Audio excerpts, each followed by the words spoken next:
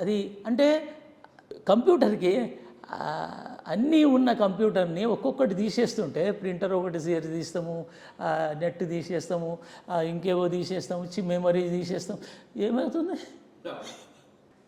ఈ మ్యానుస్క్రిప్ట్స్ డిపార్ట్మెంట్లో ఎంత ఉన్నాయి, ఏ పీరియడ్ నుంచి ఉన్నాయి, ఏ భాషల్లో ఉన్నాయి, ఈ వాటిలో మనకు తెలుస్తున్నటువంటి చరిత్ర, సామాజిక కొంతవరకు వాస్ట్ సబ్జెక్ట్ అనుకోండి, కొంత సమప్ చేయండి. మన స్టేట్ సెంట్రల్ లైబ్రరీలో మ్యానుస్క్రిప్ట్ లైబ్రరీ ఒక విభాగంగా ఉండే. స్టేట్ సెంట్రల్ లైబ్రరీ అంటే ఇక్కడ మన అక్కడ అప్పుడు దానిని పివి నరసింహరావు గారు తీసుకొచ్చి సెపరేట్గా చేశారు. ఎక్కడ ఉంది అది? యావిడ్స్లో ఉండేది. ఆ తర్వాత ఉస్మానియా యూనివర్సిటీ పోలీస్ స్టేషన్ వెనకకి కొత్త బిల్డింగ్లోకి పోయింది. అక్కడ దాంట్లో ఇప్పుడు కూడా అక్కడనే ఉంది. దాంట్లో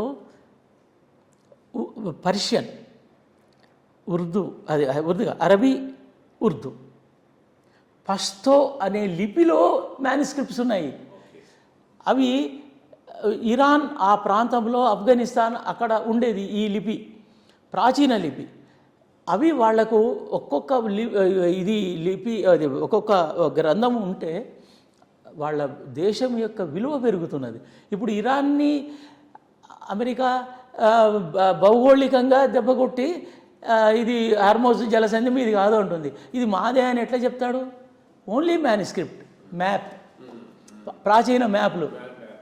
వాటి కోసము ఇరాన్ ఒక 30 ఏళ్ల నుంచి అన్ని దేశాలు తిరిగి అన్ని మ్యానుస్క్రిప్ట్స్ కలెక్ట్ చేసుకుంటుంది.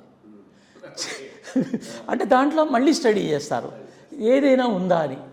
అట్లా మ్యానుస్క్రిప్ట్ విలువ ఒక శాస్త్రము, పౌర సమాజము, ప్రజలు, సంగీతము, వాద్యాలు, ఉపకులాల చరిత్ర, ఇవన్నీ శిష్ట సాహిత్య మ్యానుస్క్రిప్ట్స్లో లేనివి ఇక్కడ దొరుకుతాయి.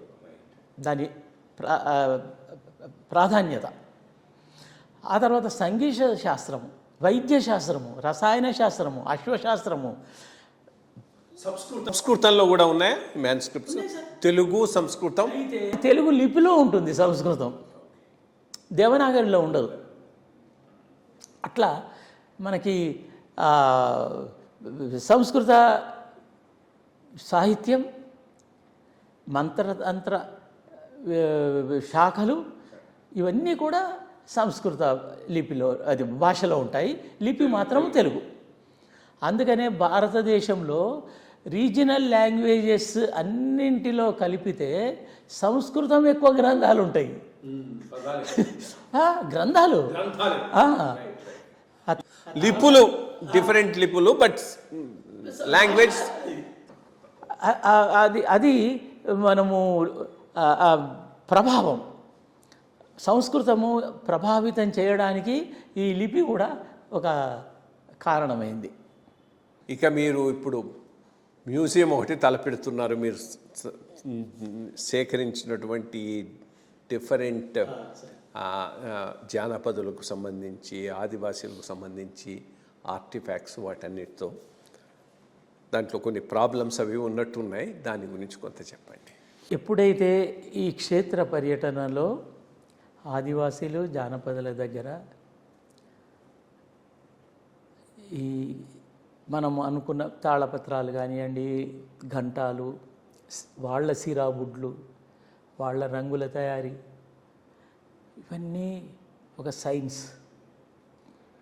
ఇవాళ మనం ఎంత గొప్ప ఇంక్ తోటైనా మనం రాస్తే అది 5-6 సంవత్సరాల కంటే ఉండదు.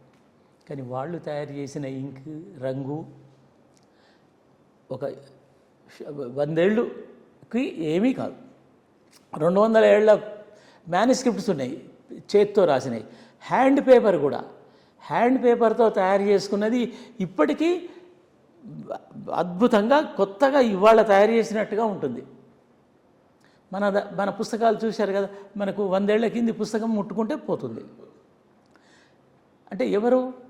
యంత్రము, మనిషి యొక్క ఇన్వెన్షను కాదు, మెషిన్ అనేది కాదు, చెయ్యి ముఖ్యము. చెయ్యే పర్మినెంట్ వస్తువుని తయారు చేస్తుంది. దాన్ని మనము తగ్గించుకొని యంత్రం వైపు మొగ్గడం వల్ల ప్రపంచంలో ఎక్కడైనా ఇవాళ వాళ్ళు ఏం చేస్తున్నారు సార్, బ్రిటిష్ లైబ్రరీ వాళ్ళు హ్యాండ్మేడ్ వస్తువులు, పాత ఫోటోలు బ్లాక్ అండ్ వైట్ సేకరిస్తున్నారు ప్రపంచం మొత్తం మీద. ఎందుకంటే అందులో కనిపించే కళ, ఆ పెన్ను, ఆ సంగీత వాద్యము, దాని నిర్మాణము, దాని సౌలభ్యము ఎక్కడ ఉండదు. సో ఆర్కైవ్స్ ఒక విభాగంగా కొన్ని కోట్ల రూపాయలు పెట్టి చేస్తున్నారు. మనమేమో కోల్పోతున్నాం. ఇవన్నీ పాతవి తీసేయండి. పాత ఇంటి నుంచి కొత్త ఇల్లు కట్టుకోగానే దాంట్లో పోయేటిది కల్చరల్ మెటీరియలే.